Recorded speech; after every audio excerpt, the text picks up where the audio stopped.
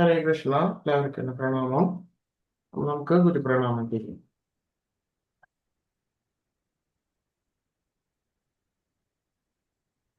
ഓം അജ്ഞാനാതിമിരാന്തസ്യ ജ്ഞാനാഞ്ജനശലാകയ ചക്ഷുരുന്മീലിതം യേന തസ്മൈ ശ്രീഗുരവേ നമഃ. ശ്രീചൈതന്യമനോഭീഷ്ടം സ്ഥാപിതം യേന ഭൂതലേ സ്വയം രൂപകഥാ മഹ്യം ദദാതി സ്വപദാന്തികം. വന്ദേഹം ശ്രീഗുരോ ശ്രീയുതപദകമലം ശ്രീഗുരുൻ വൈഷ്ണവാംശ്ച ശ്രീരൂപം സാഗ്രജാതം സാഗണരഘുനാഥാന്വിതം തം സജീവം സാദ്വൈതം സാവധൂതം പരിജനസഹിതം കൃഷ്ണചൈതന്യദേവം ശ്രീരാധാകൃഷ്ണപാദാൻ സാഗണലളിതാ ശ്രീവിശാഖാന്വിതാം തമ ഓം വിഷ്ണുപാദായ കൃഷ്ണപ്രേഷ്ഠായ ഭൂതലേ ശ്രീമതേ ഭക്തിവേദാന്ത സ്വാമിനെ ഇതി നാമിനെ. നമസ്തേ സാരസ്വതേ ദേവേ ഗൗരവാണി പ്രചാരിണേ നിർവിശേഷ ശൂന്യവാദി പാശ്ചാത്യദേശധാരിണേ വാഞ്ചാകൽപതരുഭ്യശ്ച കൃപാ സിന്ധുഭ്യ ഏവ ച പതിതാനാം പാവനേഭ്യോ വൈഷ്ണവേഭ്യോ നമോ നമഃ. ഹേ കൃഷ്ണ കരുണാ സിന്ധോ ദീനബന്ധോ ജഗത്പദേ ഗോപേശ ഗോപികാ കാന്ത രാധാ കാന്ത നമോസ്തുതേ. തപ്തകാഞ്ചന ഗൗരാംഗീ രാധേ വൃന്ദാവനേശ്വരി വൃഷഭാനുസുതേ ദേവി പ്രണമാമി ഹരിപ്രിയേ.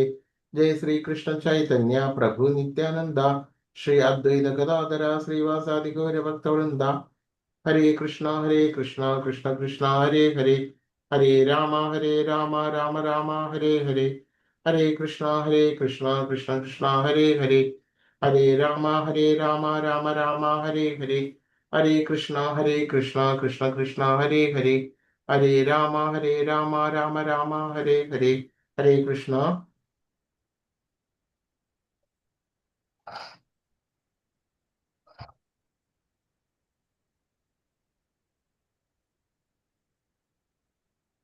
ഇന്ന് ഷഡ്ഗോസ്വാമിമാരെ കുറിച്ചിട്ടുള്ള സ്പീച്ചാണ്. അപ്പൊ അത് നോക്കാം.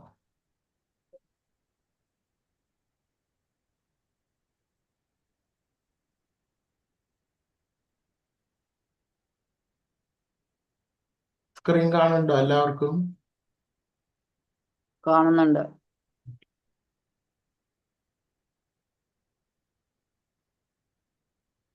ഇവരാണ് 6 ഗോസ്വാമിമാരാണ്. 6 ഗോസ്വാമിമാർ ആരൊക്കെയാണ്? ആര് പറയും? ആര് പറയും? 6 ഗോസ്വാമിമാര്. ഹരേ കൃഷ്ണ പ്രഭുജി. രൂപ ഗോസ്വാമി, സനാതന ഗോസ്വാമി, ഭട്ട രഘുനാഥ്, ശ്രീ ജീവ ഗോസ്വാമി, ഗോപാല ഭട്ട, ദാസ രഘുനാഥ്. ഗോപാല ഭട്ട, രഘുനാഥ് ഭട്ട, രഘുനാഥ് ദാസ് ഗോസ്വാമി, അങ്ങനെ 6 പേര്. അപ്പൊ അവരെല്ലാം ഈ 6 പേരും ചൈതന്യ മഹാപ്രഭുവിന്റെ ശിഷ്യന്മാരായിരുന്നു. അപ്പോ അവരുടെ ചരിത്രം, അവരെങ്ങനെയാണ് ജീവിച്ചിരുന്നത് എന്ന് നമുക്ക് ഇതിൽ നിന്ന് മനസ്സിലാക്കാം. ഭക്തിപ്രസ്ഥാനം പ്രചരിപ്പിക്കുന്നതിനായി ചൈതന്യ മഹാപ്രഭു രൂപ ഗോസ്വാമിയെയും സനാതന ഗോസ്വാമിയെയും വൃന്ദാവനത്തിലേക്ക് അയച്ചു. അപ്പൊ അതായത് ഓരോരുത്തർക്കും ഓരോരുത്തരുടേതായിട്ടുള്ള ആ ജന്മനിയോഗം ഉണ്ട്. അപ്പൊ അതിനനുസരിച്ച് അവർക്ക് ഈ വൈഷ്ണവ തത്വങ്ങൾ ജനങ്ങൾക്കിടയിൽ പ്രചരിപ്പിക്കുന്നതിന് വേണ്ടിയിട്ട് അവര് ജനിച്ചത് അവരുടെ ചൈതന്യ മഹാപ്രഭുവിന്റെ പാർഷദന്മാരായിട്ട്, ശിഷ്യന്മാരായിട്ട് ഈ ലോകത്തേക്ക് വന്നിട്ട് ഈ ഭക്തിപ്രസ്ഥാനം പ്രചരിപ്പിക്കുക എന്നതാണ് ഈ 6 ഗോസ്വാമിമാരുടെയും നിയോഗം. അതിൽ തന്നെ ഏറ്റവും ഉന്നതനായിട്ടുള്ള ഈ 6 ഗോസ്വാമിമാരിലെ ഏറ്റവും പ്രധാനപ്പെട്ട ഒരു ഗോസ്വാമിയാണ് രൂപ ഗോസ്വാമി.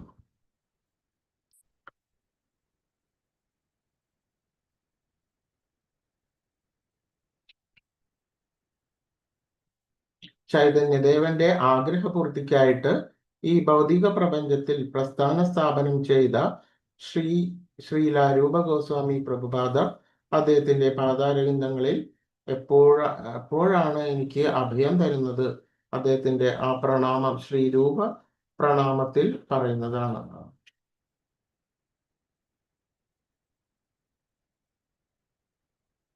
ഭഗവാൻ ശ്രീ ചൈതന്യ മനോഭീഷ്ടം സ്ഥാപിതം യേന ഭൂതലേ സ്വയം രൂപകഥാമഹ്യം ദദാതി സ്വപദാന്തികം.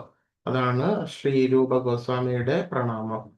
നമ്മളിപ്പോ ചെല്ലുന്ന ആ പ്രണാമത്തില് ഉൾപ്പെട്ടതാണ് ശ്രീരൂപ ഗോസ്വാമി പ്രണാമം.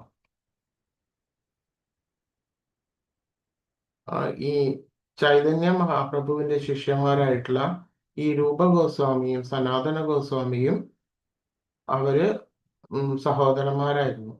അത് മാത്രമല്ല, അവര് ഭരദ്വാജ ഗോത്രത്തിൽപ്പെട്ട ഭരദ്വാജ മഹർഷിയുടെ ആ ഗോത്രത്തിൽപ്പെട്ടവരായിരുന്നു സനാതന ഗോസ്വാമിയും രൂപ ഗോസ്വാമിയും. അതായത് ഭരദ്വാജ മുനിയുടെ ശിഷ്യ പരമ്പരയിലോ കുടുംബത്തിലോ പെട്ട ആ വംശത്തിൽപ്പെട്ടവരാണ് ഈ സനാതന ഗോസ്വാമിയും രൂപ ഗോസ്വാമിയും.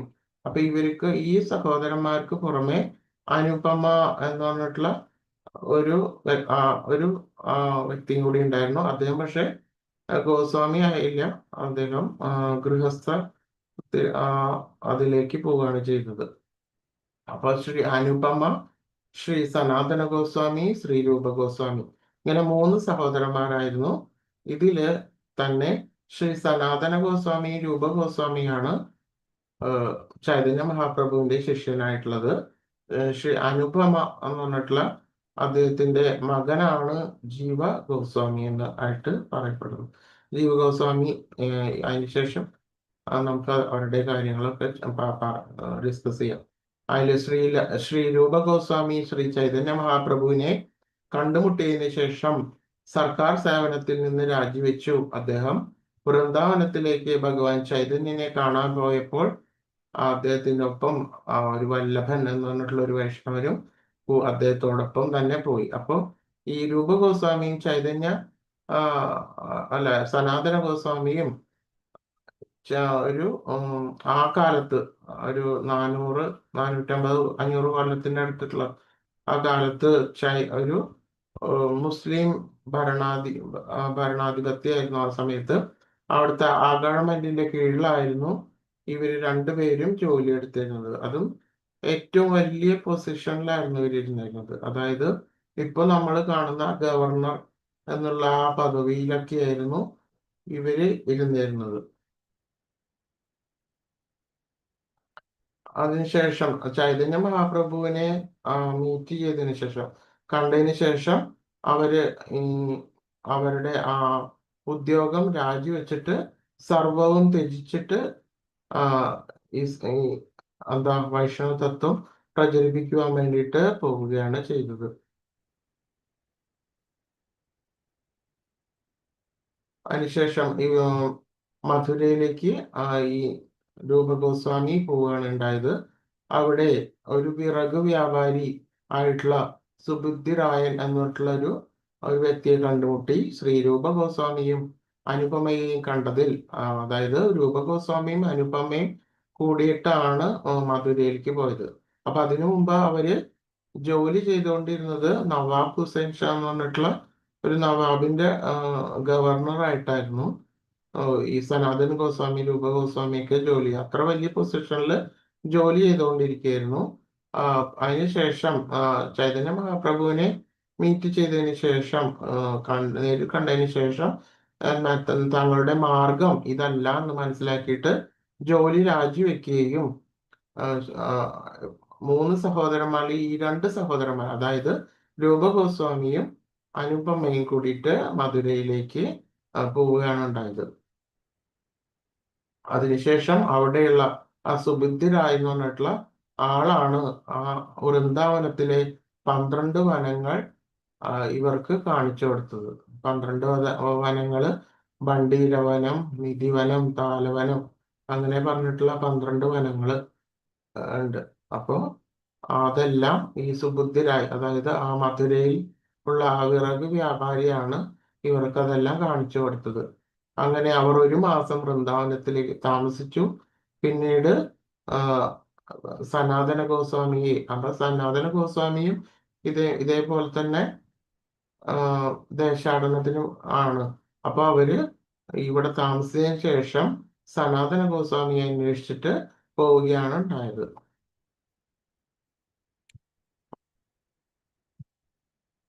അതിനുശേഷം ഗംഗയുടെ ഗതി പിന്തുടർന്നവർ അലഹാബാദ് അഥവാ പ്രയാഗയിൽ എത്തി.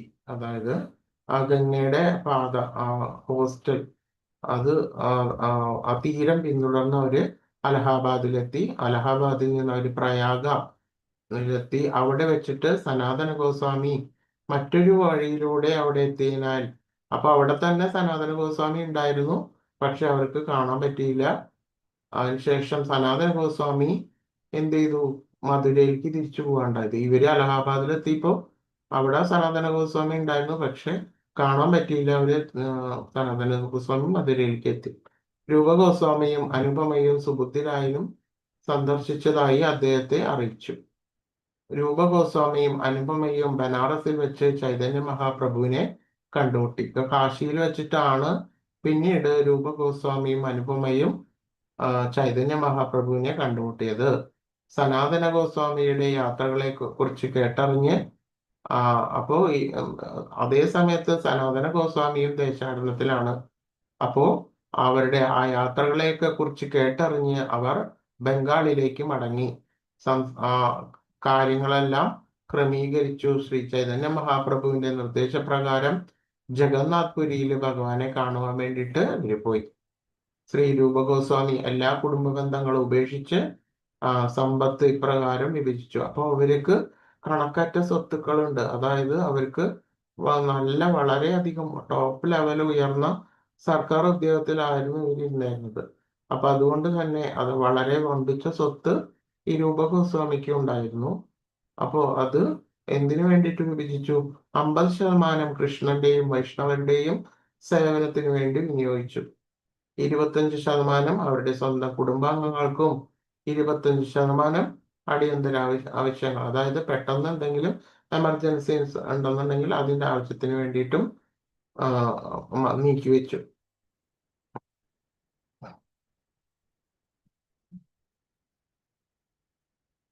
അതിനുശേഷം ഇവര് ജഗന്നാഥ്പുരിയില് വച്ചിട്ടാണ് ഹരിദാസ് ഠാക്കൂറിനെ കണ്ടുമുട്ടിയത്.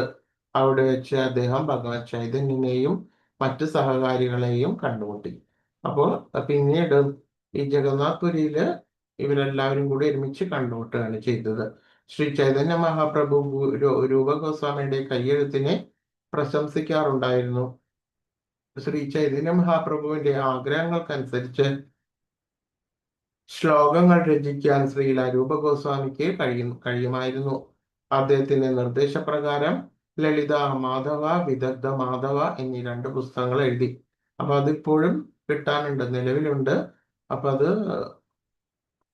അതില് അത് എന്താണെന്ന് വെച്ച് കഴിഞ്ഞാൽ വൈഷ്ണവ മതത്തെ, വൈഷ്ണവ തത്വങ്ങളെയെല്ലാം പിന്തുണച്ച് നിരവധി പുസ്തകങ്ങൾ പ്രസിദ്ധീകരിക്കാൻ സനാതന ഗോസ്വാമിയെയും രൂപ ഗോസ്വാമിയെയും 2 സഹോദരന്മാരോട് ഭഗവാൻ ചൈതന്യൻ നിർദ്ദേശിച്ചു.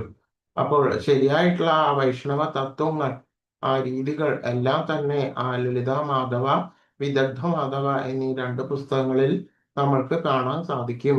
ഇതെല്ലാം തന്നെ ആ ചൈതന്യ മഹാപ്രഭുവിന്റെ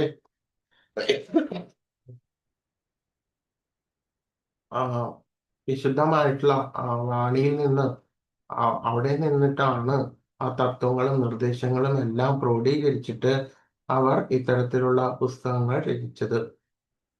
ശ്രീല രൂപ ഗോസ്വാമിയെ ഭക്തിരസാചാര്യൻ അല്ലെങ്കിൽ ഭക്തി സേവനത്തിന്റെ സാരാംശം അറിയുന്നവൻ എന്നാണ് പറയുന്നത്. അപ്പൊ ശരിയായിട്ടുള്ള ആ ഭക്തി സേവനത്തിന്റെ കോർ, അഥവാ തത്വം, അതിന്റെ ആചാര്യൻ, രസാചാര്യൻ എന്നാണ് ആ രൂപ ഗോസ്വാമിയെ വിശേഷിപ്പിക്കുന്നത്. ഗൗഡീയ വൈഷ്ണവർ രൂപ ഗോസ്വാമിയുടെ അനുയായികളായതിനാൽ രൂപാനുഗ എന്നാണ് അറിയപ്പെടുന്നത്.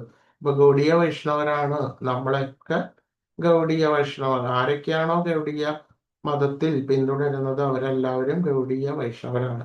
അപ്പൊ ശരിയായിട്ടുള്ള ആ ദീക്ഷ, അതിനനുസരിച്ചിട്ടുള്ള ആ ഗുരുവിന്റെ നിർദ്ദേശങ്ങൾ എല്ലാം തന്നെ ശരിയാവണ്ണം ക്രമീകരിച്ച് ക്രോഡീകരിച്ച് ചിട്ടപ്പെടുത്തിയിരിക്കുന്നത് ആരാണ്? വൈഷ്ണവർ, ഗൗഡീയ വൈഷ്ണവ തത്വങ്ങളെ ശരിയാവണ്ണം ക്രോഡീകരിച്ച് ആ നിർദ്ദേശങ്ങളെല്ലാം ചിട്ടപ്പെടുത്തിയത് ആരാണ്? ഗോസ്വാമി. അതിൽ രൂപ ഗോസ്വാമി ആണ് ആ നിർദ്ദേശങ്ങളെല്ലാം ചിട്ടപ്പെടുത്തി ക്രോഡീകരിച്ചിരിക്കുന്നത്. അതുകൊണ്ട് തന്നെ ആ ഗൗഡീയ വൈഷ്ണവ സമ്പ്രദായം പിന്തുടരുന്നത് ആരൊക്കെയാണെങ്കിൽ അവരെ എന്ത് വിളിക്കുന്നു?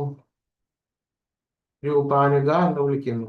അതായത് രൂപ ഗോസ്വാമിയുടെ ആ നിർദ്ദേശങ്ങളും തത്വങ്ങളും ആണ് ആര് പിന്തുടരുന്നത്? ഗൗഡീയ വൈഷ്ണവര് പിന്തുടരുന്നത്.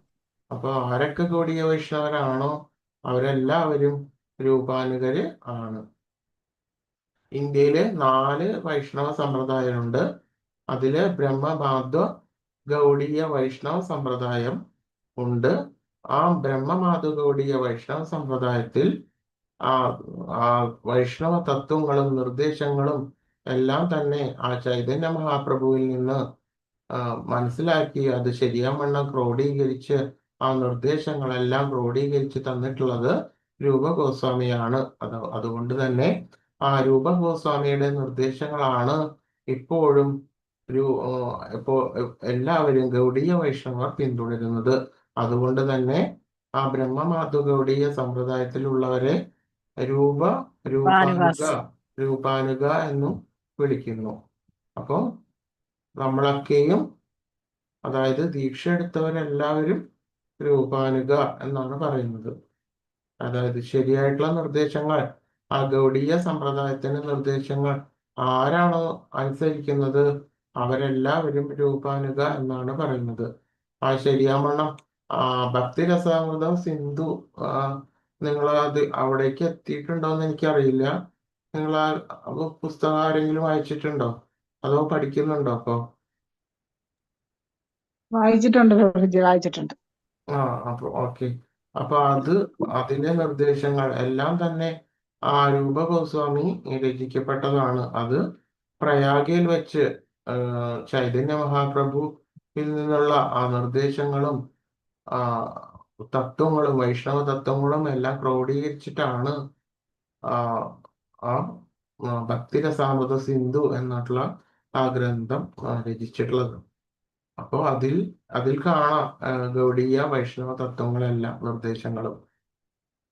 അതിനുശേഷം ശ്രീ നരോത്തം ദാസ് ഠാക്കൂർ പാടുന്നു: ശ്രീ രൂപമഞ്ജരി പദ സേമോർ സമ്പദ സൈമോർ ഭജന പൂജന. ശ്രീ രൂപമഞ്ജരിയുടെ വ്രജയിലെ ശ്രീ രാധയുടെ പരിചാരകയായി രൂപ ഗോസ്വാമിയുടെ നിത്യരൂപ. അത് ആ പദം എൻ്റെ ഏക സമ്പത്താണ്. അവ മാത്രമാണ് എൻ്റെ സേവനവും ആരാധനയും. അപ്പോ ശ്രീ രൂപ ഗോസ്വാമി അദ്ദേഹത്തിന്റെ ഈ ജന്മത്തിന് മുൻപ്, അതായത് ഭഗവാൻ ശ്രീകൃഷ്ണൻ ഈ ഭൂമിയിൽ അവതരിച്ചപ്പോൾ ആ സമയത്ത് വ്രജത്തിൽ ഉണ്ടായിരുന്നു. വ്രജദേശത്തിൽ അദ്ദേഹം രൂപമഞ്ജരിയായിട്ട് അവതരിച്ചിരുന്നു. ശ്രീ രാധാറാണിയുടെ സേവക, അതായത് പരിചാരികയായിട്ട് രൂപമഞ്ജരിയായിട്ടുള്ള അവതാരം അദ്ദേഹം എടുത്തിരുന്നു. അദ്ദേഹം തന്നെയാണ് ചൈതന്യ മഹാപ്രഭു ആയിട്ട് ജനിച്ചപ്പോൾ, ചൈതന്യ മഹാപ്രഭു ആയിട്ട് ഈ ലോകത്ത് അവതരിച്ചപ്പോൾ അതിനോടൊപ്പം തന്നെ രൂപമഞ്ജരിയായിട്ട് അദ്ദേഹം ഈ ലോകത്തേക്ക് വന്നിട്ടുള്ളത്.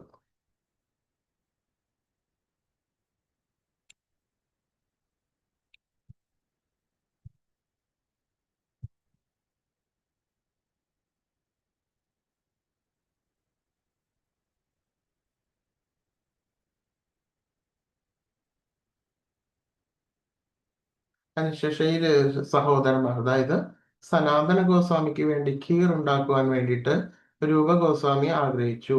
അതിനുള്ള സാധനങ്ങൾ രാധാറാണി തന്നെ എത്തിച്ചു.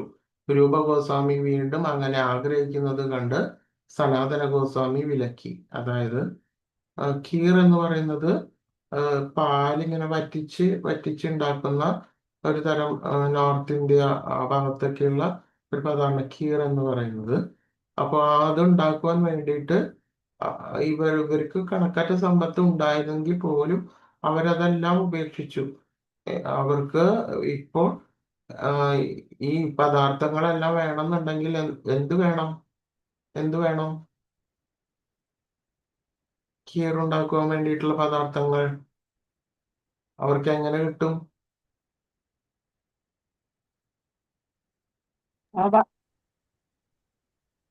എങ്ങനെ? എന്താ? സമ്പത്തെല്ലാം ഉപേക്ഷിച്ച് കഴിഞ്ഞു. പിന്നെ അവർക്ക് ഈ പദാർത്ഥങ്ങളെല്ലാം ഭിക്ഷയെടുത്ത് മറ്റുള്ളവർ കൊടുത്തിട്ടൊക്കെ വേണം. അപ്പോൾ ഇങ്ങനെ ആഗ്രഹിച്ചപ്പോൾ തന്നെ അതാണ് പറയുന്നത് ഭഗവാന്റെ ആ രാധാറാണിയുടെയും ഭക്തവാത്സല്യം.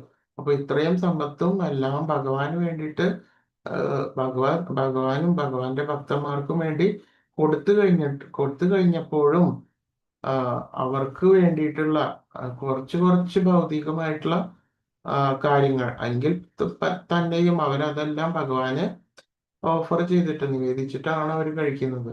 അപ്പോ ആ കീറുണ്ടാക്കുവാൻ വേണ്ടിയിട്ട് ആഗ്രഹിച്ചപ്പോൾ തന്നെ എന്തുണ്ടായി? ശ്രീമതി രാധാറാണി അതിനു വേണ്ടിയിട്ടുള്ള പദാർത്ഥങ്ങൾ എത്തിച്ചു എന്നാണ് പറയുന്നത്. അപ്പോൾ അത്രയും ഭക്തവാത്സല്യം ഈ രാധാറാണിക്കും ഭഗവാനും ഉണ്ട്. അപ്പോൾ രൂപഗോസ്വാമി വീണ്ടും അങ്ങനെ ആഗ്രഹിക്കുന്നത് ഉചിതമല്ലെന്ന് കണ്ട് സനാതന ഗോസ്വാമി വിലക്കി. ഒരു പശു ദിവസവും പാലൊഴിക്കുന്ന സ്ഥലത്ത് ഗോവിന്ദദേവനെ കണ്ടെത്തി. അതായത് ആ വൃന്ദാവനത്തില് ഗോവിന്ദദേവ് ജി പ്രഭു അതായത് മുസ്ലിം ഇൻവേഷന്റെ കാലത്ത് ആ ഗോവിന്ദ്ജിയൊക്കെ എന്താ ആരും കാണാത്ത സ്ഥലത്ത്, അതായത് വിഗ്രഹം പൊട്ടിപ്പോകാതിരിക്കാൻ വേണ്ടിയിട്ട് കുഴിച്ചിടുക. അന്നത്തെ പൂജാരിമാര് കുഴിച്ചിടുക അല്ലെങ്കിൽ അങ്ങനെയുള്ള അങ്ങനെ ചെയ്തിട്ടാണ് അവരവിടുന്ന് ഓടിപ്പോയത്. അങ്ങനെ ഉള്ള ആ സമയത്ത് അത് വളരെയധികം ഉത്കൃഷ്ടമായിട്ടുള്ള ഒരു വിഗ്രഹമായിരുന്നു. അപ്പോൾ അത് കണ്ടെത്തി അത് പുനഃസ്ഥാപിക്കുവാൻ വേണ്ടിയിട്ട് ഒരു നിമിത്തമായിട്ട് ഒരു പശു ദിവസവും ഒരു സ്ഥലത്ത് ചെന്ന് ഇങ്ങനെ പാല് ചുരത്തുന്നതായിട്ട് കണ്ടു. അപ്പോ അത് കണ്ട് ആ ക്ഷേത്രം വിഗ്രഹം കണ്ടെടുത്ത് പുനഃസ്ഥാപിക്കുകയും അദ്ദേഹം ഉണ്ടായി. ഗോവിന്ദജി പ്രഭു ആണ് അവിടുത്തെ ദേവൻ. മറ്റൊരു സന്ദർഭത്തിൽ രാധാകൃഷ്ണന്റെയും അവരുടെ കൂട്ടാളികളെയും വേർപിരിയലിന്റെയും ആനന്ദാതിരേകത്തെയും കുറിച്ച് ഗോസ്വാമിമാർ ചർച്ച നടത്തുന്നുണ്ടായിരുന്നു. ശ്രീ രൂപഗോസ്വാമി വളരെ ഭാരമായിട്ട് ശ്വസിക്കാൻ തുടങ്ങി. അദ്ദേഹത്തിന്റെ ഹൃദയം കത്തുന്നത് പോലെ തോന്നി. ആ ഘട്ടത്തിൽ ശ്വാസം വലിച്ചപ്പോൾ അവിടെ സന്നിഹിതനായിരുന്ന ഒരു ഭക്തന്റെ ശരീരത്തിൽ ആ ശ്വാസം വീണു. താമസിയാതെ ശ്രീ രൂപഗോസ്വാമിയുടെ ശ്വാസം ശരീരത്തിൽ സ്പർശിച്ച സ്ഥലത്ത് ഒരു പാട് പോലെ ഉണ്ടായിരുന്നു. അതായത് നമ്മളെ പോലെ സാധാരണ ജനങ്ങളെ പോലെ ഒന്നും അല്ല ഇവര് എന്നുള്ളതാണ്. അതായത് ശരിക്കും ഒരു ഭാവപ്രേമം പ്രേമഭക്തിയുടെ അത്യുന്നതമായിട്ടുള്ള ഒരു തലത്തിലേക്ക് അവർ വന്നെത്തുന്നുണ്ടായിരുന്നു. അത് അത്രയധികം ഉന്നതമായിട്ടുള്ള ആ ഭക്തിയുടെ തലത്തിലാണ് ഇവരെല്ലാം സഞ്ചരിച്ചുകൊണ്ടിരുന്നത്. അപ്പോൾ ആ ഭഗവാൻ കൃഷ്ണന്റെയും ആ രാധയുടെയും വേർപിരിയലിനെ കുറിച്ചിട്ടുള്ള ആ കഥകളെല്ലാം തമ്മിൽ ഡിസ്കഷൻ, അതായത് അതെല്ലാം തമ്മിൽ ചർച്ച ചെയ്യുന്ന സമയത്ത് ഇത്തരത്തിലുള്ള ആ വ്യാകുലതകൾ, ആ വേദനകൾ, ആ ഭാവപ്രേമം ഇതെല്ലാം അവരിൽ ഉണ്ടാവുകയും തന്മൂലം ആ ശ്വാസത്തിന്റെ ഗതി വളരെ തീക്ഷ്ണമാവുകയും അങ്ങനെയാണ് ആ ശ്വാസം വന്ന് പതിച്ച ഒരു ഭക്തന്റെ ശരീരത്തിൽ ഒരു പാട് ദൃശ്യമായത്.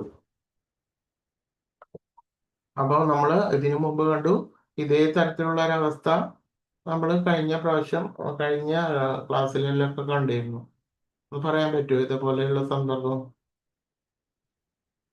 അലാർനാഥ് എന്ന് പറഞ്ഞിട്ടുള്ള ക്ഷേത്രം, അതായത് എവിടെയാണ് അലാർനാഥ് അറിയോ? ആരെങ്കിലും പോയിട്ടുണ്ടോ അലാർനാഥില്?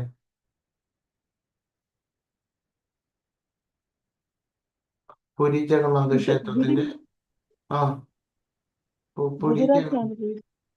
പുരി ജഗന്നാഥ ക്ഷേത്രത്തിന്റെ സമീപത്തായിട്ടാണ് അലാർനാഥ് ക്ഷേത്രം സ്ഥിതി ചെയ്യുന്നത്. അവിടെ നമ്മൾക്ക് കാണാൻ പറ്റും ആ ചൈതന്യ മഹാപ്രഭു ആ ഭഗവാന്റെ മുന്നിൽ സാഷ്ടാംഗം നമസ്കരിച്ച ആ സ്ഥലത്ത് ആ കല്ല് പോലും അദ്ദേഹത്തിന്റെ തീക്ഷ്ണമായിട്ടുള്ള ആ ശരീരത്തിൽ നിന്നുള്ള ആ ചൂട് കാരണം കൊണ്ട് ഉരുകിയ നിലയിൽ, അതായത് ആ, ആ കല്ലിന് പോലെ അത് വ്യത്യാസം, അതിന്റെ പ്രതലത്തിൽ വ്യത്യാസം സംഭവിച്ചിട്ട് ഒരു ഉരുകിയ പോലെ കാണാൻ വേണ്ടിയിട്ട് സാധിക്കുന്നുണ്ട്. ആ ശില ഇപ്പോഴും അവിടെ പോയി കഴിഞ്ഞാൽ നമുക്ക് കാണാൻ സാധിക്കും. അപ്പൊ അതേപോലെ തന്നെ അവരുടെ ഉത്തുംഗമമായിട്ടുള്ള ആ ഭാവപ്രേമം എല്ലാം നമുക്ക് അതിൽ കൂടെ നമുക്ക് ഇങ്ങനെ ഒരു ഉദാഹരണങ്ങളിൽ കൂടെ നമുക്ക് ദർശിക്കുവാൻ വേണ്ടിയിട്ട് സാധിക്കും. ക്ലിയർ ആയോ പറയുന്നത്? ഹരേ കൃഷ്ണ. ക്ലിയർ ആവുണ്ടോ? കൃഷ്ണ ക്ലിയർ ആവുണ്ട്.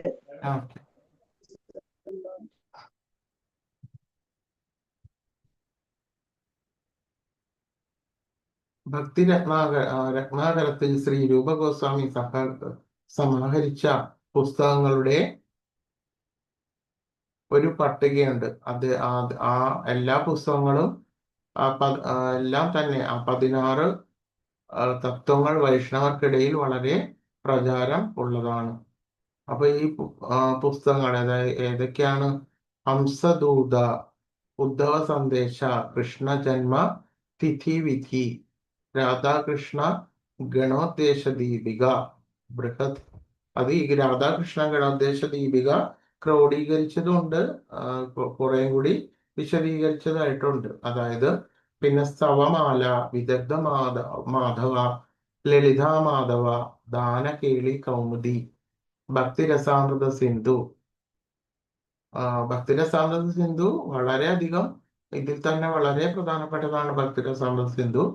ശരിയായിട്ടുള്ള ആ ഗൗഡീയ വൈഷ്ണവർക്കുള്ള നിർദ്ദേശങ്ങളെല്ലാം തന്നെ ആ ഭക്തിരസാമൃത സിന്ധുവിലുണ്ട്.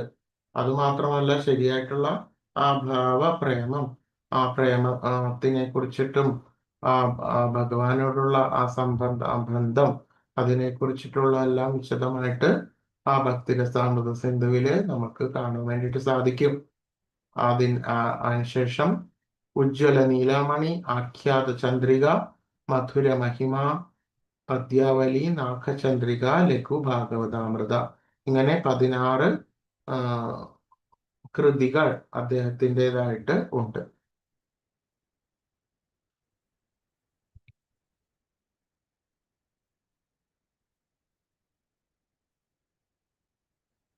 അതിനുശേഷം സനാതന ഗോസ്വാമി, അതായത് അദ്ദേഹത്തിന്റെ സഹോദരനായിട്ടുള്ള സനാതന ഗോസ്വാമിയെ കുറിച്ചിട്ട് നമുക്ക് നോക്കാം. ഭരിക്കുന്ന മുസ്ലിം ഭരണാധി ആ സമയത്ത് മുസ്ലിംസ് ആണ് ഭരിക്കുന്നത്. അവരുടെ നവാബ്, സുൽത്താൻ, ഇവരൊക്കെയാണ് ഭരിക്കുന്നത്. അപ്പോ അവർക്ക് ആ മുസ്ലിം ഗവൺമെന്റിന് കീഴടങ്ങാൻ നിർബന്ധിതരായ ശ്രീ രൂപയും സനാതനയും മന്ത്രിമാരായി രാമകേളിയിൽ താമസിച്ചു. അതായത് അവർക്ക് വളരെ വലിയ ടോപ്പായിട്ടുള്ള ഉദ്യോഗമൊക്കെയാണ് ഉള്ളത്. അവരെന്ത് ചെയ്തു? ലീവൊക്കെ എടുത്തിട്ടാണ്, അതായത് രഹസ്യമായിട്ടൊക്കെയാണ് അവര് ഈ തരത്തിലുള്ള വൈഷ്ണവ ഭജനും ഈ വൈഷ്ണവ തത്വങ്ങളും എല്ലാം സ്വന്തമായിട്ട് ആചരിക്കുന്നതെല്ലാം വളരെ രഹസ്യമായിട്ടായിരുന്നു ആ കാലത്ത്. എന്തുകൊണ്ടെന്നാൽ അവര് ആ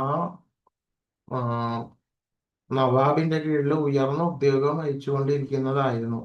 അതുകൊണ്ട് തന്നെ ശരിയായിട്ടുള്ള ആ വൈഷ്ണവ തത്വം, ആ ഭക്തിയുത സേവനത്തിന് ഈ സേവനം, അതായത് ഈ ഭൗതികമായിട്ടുള്ള ഈ അതായത് ഈ നവാബിനോടുള്ള ആ സേവനം വിഘാതമായി എന്നവർക്ക് മനസ്സിലായി. അതുകൊണ്ട് തന്നെ അവർ അതിൽ നിന്ന് പിൻവാങ്ങുവാൻ വേണ്ടിയിട്ട് തീരുമാനിച്ചു. അപ്പൊ ഇതറിഞ്ഞ നവാബ് അവരെ തടങ്കലിലല്ല, അതായത് അവരെ എവിടേക്ക് അധികം പോകാത്ത, വളരെ ദൂരത്തേക്ക് പോകാത്ത വിധത്തില് അവരെ തടഞ്ഞു വെക്കുകയാണ് ചെയ്തത്. അതിനുശേഷം ചൈതന്യ മഹാപ്രഭു രാമകേളി എന്ന് പറഞ്ഞ സ്ഥലം സന്ദർശിച്ചു. അവിടെയാണ് അവരുണ്ടായിരുന്നത് ആ സമയത്ത്. രൂപയും സനാതനിയും സന്ദർശിച്ച് അവരെ മോചിപ്പിച്ച ശേഷം, അതായത് അവരെ അവിടെ നിന്നും മോചിപ്പിച്ചു, ഒരുമിച്ച് പോകുവാൻ വേണ്ടിയിട്ട് പറഞ്ഞു. അതിനുശേഷം ആ രാമകേളി എന്ന് പറഞ്ഞ സ്ഥലത്ത് വെച്ചിട്ടാണ് അവരവരുടെ ഉദ്യോഗം എല്ലാം ത്യജിച്ചിട്ട് പരിപൂർണമായിട്ടും ആ ഭക്തിയുത സേവനത്തിലേക്ക് ആ ചൈതന്യ മഹാപ്രഭുവിന്റെ പാതയിലേക്ക് അവർ എത്തിപ്പെടുന്നത്. അതിനുവേണ്ടി അവർ അവരുടെ ഉദ്യോഗവും സർവസമ്പത്തുകളും എല്ലാം തന്നെ ത്യജിച്ചു. അപ്പൊ സനാതനൻ അതേപോലെ തന്നെ ആ ഒരു ജയിലിൽ പോലത്തെ സ്ഥലത്തുനിന്ന് അദ്ദേഹം രക്ഷപ്പെടുകയാണ് ചെയ്തത്. നവാബ് ഹുസൈൻ ഷാ ശ്രീല സനാതന ഗോസ്വാമിയെ തടവിലാക്കിയപ്പോൾ ശ്രീ ചൈതന്യ മഹാപ്രഭു മധുരയിലേക്ക് പോയതായി രൂപ ഗോസ്വാമിയിൽ നിന്ന് അദ്ദേഹത്തിന് വാർത്ത ലഭിച്ചു. തുടർന്ന് സനാതന ഗോസ്വാമി ജയിൽ സൂപ്രണ്ടിനെ അതായത് ജയിൽ സൂപ്രണ്ടിനെ കണ്ടിട്ട് കൈക്കൂലി മറ്റ് അതെല്ലാം കൊടുത്തിട്ട്, അതായത് ജയിലർക്ക് 7000 സ്വർണ്ണ നാണയങ്ങൾ ഓഫർ ചെയ്തിട്ടാണ്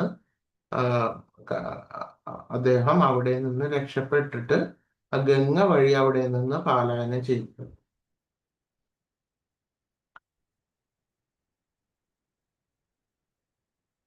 അതിനുശേഷം ഇവരുടെ എല്ലാം സേവകനായിട്ടുള്ള ഒരു അതായത് രൂപ ഗോസ്വാമിയുടെയും സനാതന ഗോസ്വാമിയുടെയും സേവകനായിട്ട് ഒരാളുണ്ടായിരുന്നു. ആളുടെ പേരാണ് ഈശാനൻ. ആ ഈശാനൻ 8 സ്വർണ്ണ നാണയങ്ങളുമായിട്ട് ഇവരെ പിന്തുടർന്നു. ആ സനാതന ഗോസ്വാമിയും വൃദ്ധനും ബനാറസിലേക്കുള്ള വഴിയിൽ ഒരു ചെറിയ ഹോട്ടലിൽ രാത്രി ചെലവഴിച്ചു. അപ്പൊ ഇവരുടെ അടുത്ത് സ്വർണ്ണ നാണയങ്ങൾ ഉണ്ട് എന്ന് മനസ്സിലാക്കിയപ്പോ ആ ഹോട്ടൽ എന്ന് പറയുമ്പോൾ ഇപ്പോഴത്തെ ഹോട്ടൽ എന്നല്ല, ഈ സത്രം എന്നൊക്കെയാണ് ഉദ്ദേശിക്കുന്നത്. ആ ഉടമയ്ക്ക് അവരെ കൊന്നിട്ട് പണം എടുക്കാൻ വേണ്ടിയിട്ട് തീരുമാനിച്ചു. അപ്പൊ ഇതെല്ലാം തന്നെ ആസൂത്രണം ചെയ്ത ആ ആള് തന്നെ അവരെ മാന്യമായിട്ട് അതിഥികളായിട്ട് സ്വീകരിച്ചു. അപ്പോ സനാതന ഗോസ്വാമി പറഞ്ഞു, ഇതിന്റെ കാര്യങ്ങൾ, ഇതിന്റെ കിടപ്പുവശം മനസ്സിലാക്കിയിട്ട് ആയിരിക്കാം സനാതന ഗോസ്വാമി പറഞ്ഞത് ആ 8 നാണയങ്ങളിൽ 7 നാണയവും ആ ഹോട്ടൽ ഉടമയ്ക്ക്, അതായത് സത്രമുടമയ്ക്ക് കൊടുത്തേക്കൂ എന്ന് പറഞ്ഞു. അങ്ങനെ അത്രയും നാണയം അവർക്ക് കൊടുത്തപ്പോഴാണ് അവർക്ക് പിന്നെ അവിടെ നിന്ന് പുറത്തേക്ക് കടക്കുവാൻ സാധിച്ചത്. അതിനുശേഷം കാശി, അതായത് ബനാറസിൽ വെച്ച് സനാതന ഗോസ്വാമി ചൈതന്യ മഹാപ്രഭുവിനെ ദർശിക്കുന്നു. അതിനുശേഷം വാരണാസിയിലെത്തി ചന്ദ്രശേഖരൻ, അതായത് ഒരു ഭക്തന്റെ വസതി, ഒരു വീട്ടിന് മുന്നിൽ വന്ന് നിൽക്കുകയാണ്.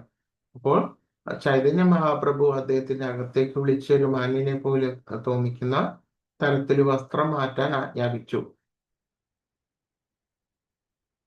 അപ്പോൾ അങ്ങനെ വളരെയധികം കഷ്ടപ്പെട്ടും ഒക്കെയാണ് ആ നവാബ് ഹുസൈൻ ഷായുടെ സ്ഥലത്തുനിന്നും ഓടിപ്പോന്നിട്ട് അങ്ങനെ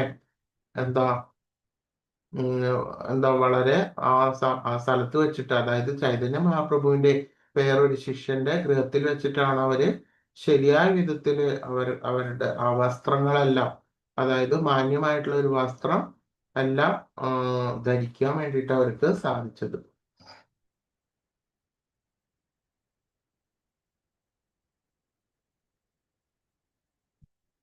അത് ശരിയായിട്ടുള്ള ആബ്സല്യൂട്ട് ട്രൂത്ത്, അതായത് പരമമായിട്ടുള്ള സത്യത്തെ കുറിച്ചിട്ടുള്ള അറിവ് എല്ലാം തന്നെ ചൈതന്യ മഹാപ്രഭു നിന്ന് സനാതന ഗോസ്വാമി മനസ്സിലാക്കി.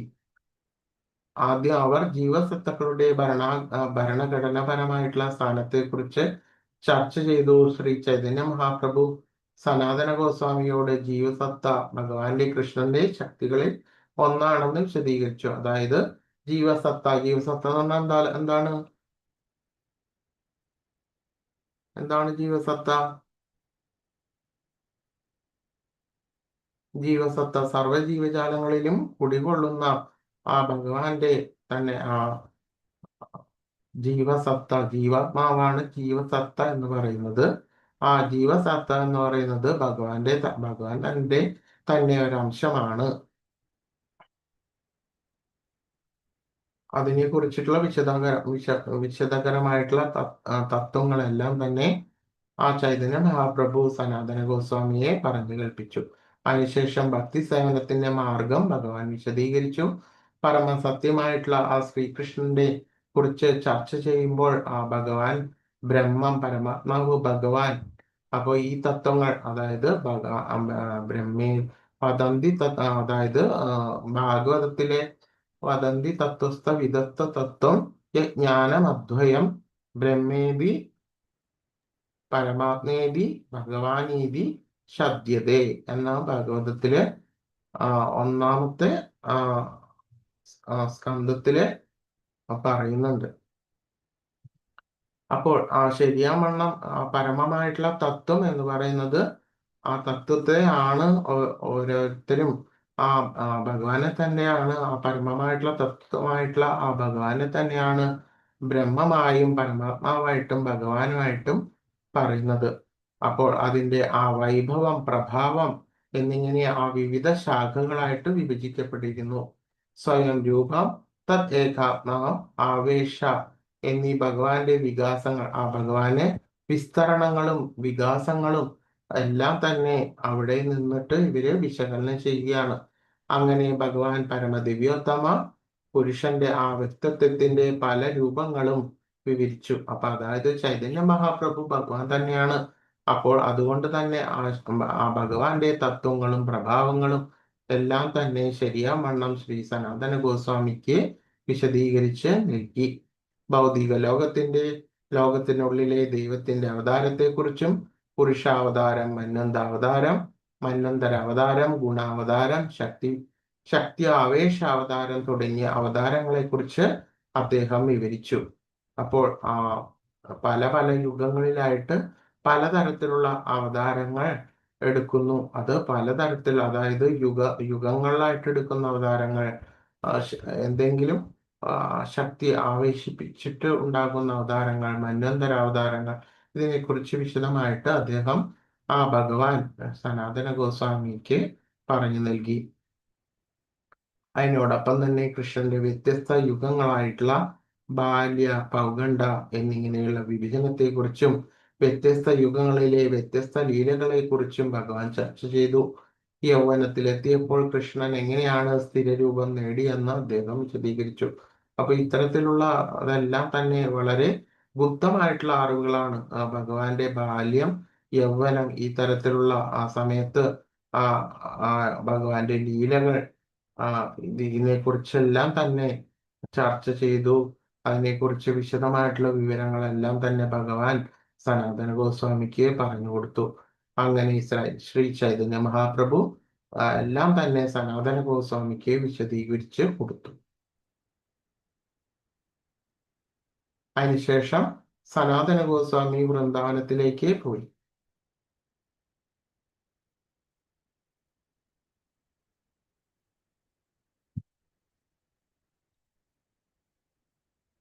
അതിനുശേഷം ജാരിഖണ്ഡ് എന്ന് പറഞ്ഞിട്ടുള്ള ആ വനത്തിലെ ഉപവാസം, ജലക്ഷാമവും കാരണം സനാതന ഗോസ്വാമിക്ക് ഒരു രോഗം പിടിപെട്ടു. അത് അദ്ദേഹത്തിന്റെ ശരീരത്തിലെ ചൊറിച്ചില് ഉണ്ടാക്കി.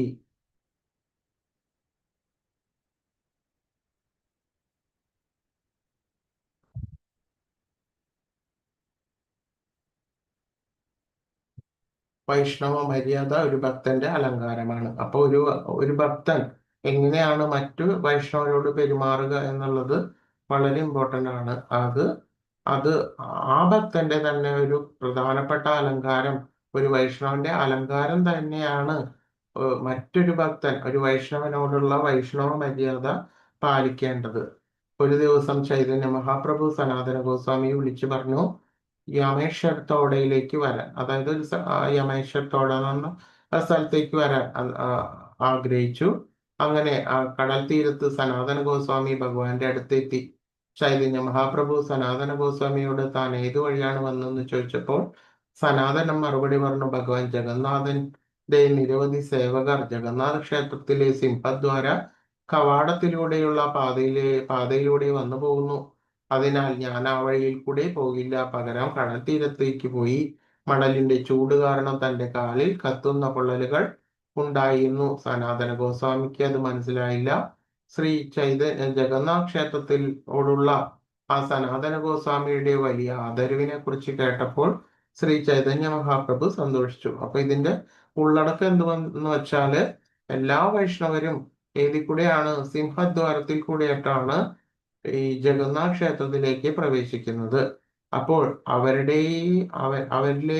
അവരുടെയും ദാസൻ, അതായത് ദാസാനുദാസ എന്നുള്ള ആ വൈഷ്ണവ മര്യാദ അദ്ദേഹം പുലർത്തിയത് കാരണം ആ സിംഹദ്വാരത്ത് ആ ദ്വാരത്തിലെ കൂടെ ആ ജഗന്നാഥനെ കാണാൻ പോകാതെ വേറൊരു വഴിയിൽ കൂടെ അതായത് ആ സ്ഥലം മുഴുവനും കടൽ തീരമാണ്. ആ കടൽ തീരത്തിന്റെ ഒരു സൈഡിൽ കൂടെ പോവുകയാണ് ചെയ്തത് ജഗന്നാഥനെ ദർശിക്കുവാൻ വേണ്ടിയിട്ട്. അപ്പോൾ അതിനുശേഷം ഇത്തരത്തിലുള്ള ആ വലിയ ഭഗവാനോടും ഭക്തരോടുള്ള ആ വലിയ ആദരവ് കാരണം കൊണ്ട് ചൈതന്യ മഹാപ്രഭു വളരെയധികം സന്തോഷിച്ചു. അപ്പോൾ അതിനുശേഷം അവർക്ക് ആ സമയത്തും സനാതന ഗോസ്വാമിക്ക് ഇത്തരം രോഗം ഉണ്ടായിരുന്നു. അത് ശരീരം മുഴുവൻ ചൊറിയുന്ന ഒരു തരം വ്രണങ്ങൾ അതെല്ലാം ഉണ്ടായിരുന്നു. സനാതന ഗോസ്വാമി ശ്രീ ചൈതന്യ മഹാപ്രഭുവിനെ അതുകൊണ്ട് തന്നെ ആലിംഗനം ചെയ്യാതെ ഇരുന്നു. പക്ഷേ നിർബന്ധപൂർവം ചൈതന്യ മഹാപ്രഭു സനാതന ഗോസ്വാമിയെ ആലിംഗനം ചെയ്യുകയും അതിനുശേഷം ഒരു സനാതന ഗോസ്വാമി ആ രോഗത്തിൽ നിന്ന് മുക്തനാവുകയാണ് ഉണ്ടായത്. ആ വർഷം തന്നെ, അതായത് ആ വർഷം മുഴുവനും ഈ എവിടെയാ ഈ ജഗന്നാഥ് ക്ഷേത്രത്തിന് സമീപം താമസിക്കുവാനും അതായത് ചൈതന്യ മഹാപ്രഭുവിനോടൊപ്പം ആ ജഗന്നാഥ് ക്ഷേത്രത്തിന് സമീപം താമസിച്ച് അതിനടുത്ത വർഷം ആ രഥയാത്രയും കണ്ടതിന് ശേഷമാണ് ആ ക്ഷേത്രം വിട്ട് അദ്ദേഹം വൃന്ദാവനത്തിലേക്ക് മടങ്ങിയത്. അപ്പോൾ ഇതങ്ങനെ ഒരു സംഭവം. അടുത്തത് ഒരു സംഭവം കൂടി കഴിഞ്ഞിട്ട് നമുക്ക് ക്ലാസ് അവസാനിപ്പിക്കാം. അടുത്തത് നമ്മൾ വൃന്ദാവനത്തിലേക്കാണ് അദ്ദേഹം മടങ്ങിയത്. ആ സനാതൻ ഗോസ്വാമി വൃന്ദാവനത്തിലേക്ക് പോയി അവിടെ തന്നെ ഏറ്റവും വളരെ ഉന്നതമായിട്ടുള്ള ഒരു ഗോപുരമുള്ള ഒരു ക്ഷേത്രം നിങ്ങൾക്ക് കാണാൻ വേണ്ടി സാധിക്കും വൃന്ദാവനത്തിൽ പോയി കഴിഞ്ഞാൽ. വൃന്ദാവനത്തിലെ മദന ഗോപാല ക്ഷേത്രം കണ്ടിട്ടുണ്ടോ എല്ലാവരും?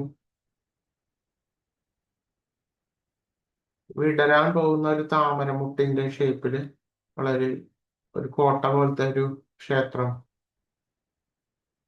ആര് കണ്ടിട്ടുണ്ട്? മദന ഗോപാല ക്ഷേത്രം.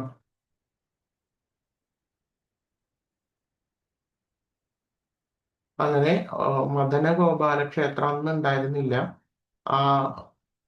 ആ ക്ഷേത്രം ത്തിലെ ആ ദേവനെ പ്രതിഷ്ഠിച്ചത് സനാതന ഗോസ്വാമിയാണ് അവിടുത്തെ. അപ്പോൾ അവിടെ അദ്ദേഹത്തിന് ഭഗവാന് നിവേദ്യം കൊടുക്കണമെങ്കിൽ എന്ത് ചെയ്യണം? ഭിക്ഷാടനം നടത്തുകയോ അല്ലാതെ വേറെ ഒന്നും ചെയ്യാൻ പറ്റില്ല. അപ്പോൾ അദ്ദേഹത്തിന് ചിലപ്പോൾ ഉപ്പോ, ചപ്പാത്തിയുടെ കൂടെ ഉപ്പോ, അല്ലെങ്കിൽ ചിലപ്പോൾ നെയ്യ് കിട്ടും, ചിലപ്പോൾ ഇത്തിരി ഉപ്പായിരിക്കും കിട്ടുന്നത്. അതുകൊണ്ട് കിട്ടിയത് എന്താണോ അത് ഭഗവാന് നിവേദിച്ചിട്ടാണ് അദ്ദേഹം കഴിക്കുന്നത്. അപ്പോ ഇത് അപ്പൊ മദന ഗോപാലൻ പരാതിപ്പെടുകയാണ് ചെയ്തത് സനാതന ഗോസ്വാമിയുടെ അടുത്ത്. എനിക്ക് ഇത്തരത്തിലുള്ള ഭക്ഷണമൊന്നും കഴിക്കുവാൻ വേണ്ടി പറ്റില്ല, അത് ഭഗവാന്റെ ഒരു ലീലയാണ്. നമ്മളുടെ അടുത്ത് ഈ രീതിയിലുള്ള ഒന്നും നമ്മളും ഭഗവാനായിട്ടുള്ള ഒരു കണക്ഷൻ ഇല്ല. പക്ഷെ അവരത്രയും ഉത്തമമായിട്ടുള്ള ഒരു ഭക്തനായതുകൊണ്ട് തന്നെ അവർക്ക് തമ്മിൽ വളരെ ഗാഢമായിട്ടുള്ള ആ ബന്ധം ഉണ്ടായി. അപ്പൊ അതുകൊണ്ട് തന്നെ അവർ തമ്മിലുള്ള വർത്തമാനം പറയുന്നതൊക്കെ ചെയ്യാൻ വേണ്ടിയിട്ട് സാധിച്ചിരുന്നു. അപ്പോൾ ആ മദന ഗോപാലൻ എന്ന് പറഞ്ഞുള്ള പ്രതിഷ്ഠ നിവേദ്യം സ്വീകരിച്ചില്ല. എന്തെന്ന് പറഞ്ഞാൽ ഇത്തരത്തിലുള്ള ഉപ്പും ഒന്നുമില്ലാത്ത ഒരു നിവേദ്യം. അപ്പോ പറയാണ്. അങ്ങനെ പരാതിപ്പെട്ടപ്പോൾ സനാതന ഗോസ്വാമി പറയാണ്, ഇന്ന് ഉപ്പായിരിക്കും, ചിലപ്പോൾ നാളെ നെയ്യായിരിക്കും, അതൊക്കെ ക്ഷമിക്കണം എന്ന്. അതായത് പ്രത്യേക വിഭവങ്ങൾ ഉണ്ടാക്കുവാൻ വേണ്ടിയിട്ട് എനിക്ക് ധനികനെ പിന്തുടരുവാൻ സമയമോ മനസ്സോ ഒന്നുമില്ല. അതായത് നിവേദിതനാണെങ്കിൽ പോലും ഉത്കൃഷ്ടമായിട്ടുള്ള ഭക്ഷണം നിവേദിക്കുവാൻ വേണ്ടിയിട്ട് മറ്റുള്ള ധനികന്മാരെ പിന്തുടരുവാൻ വേണ്ടിയിട്ട് എനിക്ക് സമയമോ മനസ്സോ ഒന്നും ഇല്ല എന്ന് ഭഗവാനോട് അദ്ദേഹം പറയുകയാണ്. മദനമോഹൻ ഒരു മഹാരാജാവിന്റെ മകനാണ്. അദ്ദേഹം ഉണങ്ങിയ ചപ്പാത്തി കഴിക്കുന്നത് കണ്ട് സനാതനന് വളരെ സങ്കടം തോന്നി. മദനമോഹൻ എന്ന് പറഞ്ഞത് ഭഗവാൻ കൃഷ്ണൻ വളരെ ഒരു മഹാരാജാവിന്റെ മകനാണ്. അപ്പോൾ ഇത്തരത്തിലുള്ള താഴ്ന്ന രീതിയിലുള്ള ആ നിവേദ്യം കൊടുക്കുന്നതിൽ അദ്ദേഹത്തിന് വളരെ സങ്കടം തോന്നി. അപ്പൊ ആ സമയത്താണ് ഒരു ധനികൻ വ്യാപാരത്തിലും വ്യാപാരത്തിൽ ഏർപ്പെടാൻ വേണ്ടിയിട്ട് മധുരയിലേക്ക് വന്നത്. അദ്ദേഹത്തിന്റെ വള്ളം ഒരു മണൽത്തിട്ടയിൽ കുടുങ്ങി. അത് മോചിപ്പിക്കുവാൻ അദ്ദേഹത്തിന് കഴിഞ്ഞില്ല. സനാതന ഗോസ്വാമിയുടെ കാരുണ്യം ചോദിച്ചു. അദ്ദേഹം അയാളെ മദനമോഹനന്റെ അടുത്തേക്ക് അയച്ചു. കനത്ത മഴ പെയ്തു. വെള്ളം മോചിപ്പിച്ചു. അദ്ദേഹത്തിന് സാധനങ്ങൾ വിറ്റു, പണം സമ്പാദിച്ചു. അതുവഴി മദനമോഹനൻ ഒരു ക്ഷേത്രം പണിഞ്ഞു. ആ ക്ഷേത്രം വളരെ ഉത്തമമായിട്ട്, വളരെ ഒരു ഫോർട്ട് പോലത്തെ ഉള്ളൊരു കോട്ട പോലത്തെ ഒരു ക്ഷേത്രമാണ് അത്. നമുക്ക് ഇപ്പോഴും പോയി കഴിഞ്ഞ് കഴിഞ്ഞാൽ അവിടെ കാണാൻ വേണ്ടി സാധിക്കും. അതായത് വേനൽ പോലുള്ള ഒരു സമയത്ത് ഈ വഞ്ചിയിൽ കൂടെയാണ് വ്യാപാരത്തിനുള്ള വസ്തുക്കളും കൊണ്ടിട്ട് ഈ വ്യാപാരി വരുന്നത്. ആ സമയത്ത് നദിയിൽ വെള്ളം ഇല്ലാത്ത കാരണം ഒരു തിട്ടയിൽ പെട്ടു. പിന്നെ അങ്ങോട്ടും ഇങ്ങോട്ടും അനങ്ങാൻ വേണ്ടിയിട്ട് സാധിച്ചില്ല. അപ്പോൾ സനാതന ഗോസ്വാമിയുടെ ആ കാരുണ്യത്താൽ ആ കനത്ത മഴ പെയ്തുകൊണ്ട് ആ തിട്ടയിൽ നിന്ന് വെള്ളം പിന്നെ രണ്ടാമത് കൂടിയപ്പോൾ എന്തുണ്ടായി? വെള്ളം പൊങ്ങിയിട്ട് ശരിയാവണ്ണം കരയ്ക്ക് എത്താനും ആ വസ്തുക്കളെല്ലാം വ്യാപാരം ചെയ്യുവാനും അതിനുശേഷം മദനമോഹനന് ഒരു ക്ഷേത്രം പണിയാനും അതുകൊണ്ട് സാധിച്ചു. അപ്പോൾ ഇത് ഭഗവാന്റെയും ഒരു ലീലയാണ്. ഇതെല്ലാം ക്ലിയർ ആവുന്നുണ്ടോ പറയുന്നത്?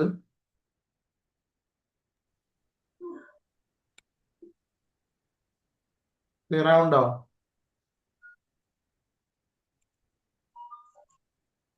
ക്ലിയർ ആവുന്നുണ്ട്. ഓക്കെ, ഹരേ കൃഷ്ണ. അപ്പൊ ഇന്നത്തെ കഥ അടുത്ത ഞായറാഴ്ച ബാക്കി നോക്കാം. വാഞ്ചാകൽപതരുഭ്യശ്ച കൃപാ സിന്ധുഭ്യൈവ ച പതിതാനാം പാവനേഭ്യോ വൈഷ്ണവേഭ്യോ നമോ നമഃ. ആനന്ദ കോടി വൈഷ്ണവ കീ ജയ്. ശ്രീല പ്രഭുപാദ് കീ ജയ്.